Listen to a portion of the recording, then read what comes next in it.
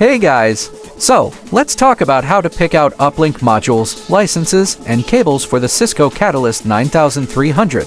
Alright, this is gonna be a super handy step-by-step guide to help you out. First off, you've got a bunch of network module options to choose from, like 1 gram, 10 grams, 25 grams, 40 grams, and even MGig. Each one has its own sweet spot, so we'll break that down for you.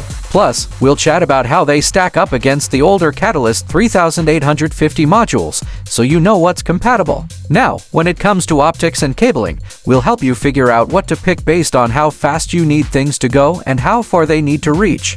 No one wants to mess that up, right? And don't worry, we won't leave you hanging on the Cisco licensing stuff either. We'll cover the DNA Essentials, DNA Advantage, and C1 subscriptions so you can get the right fit for your needs. Oh, and we've got some example templates and deployment checklists to make it even easier for you.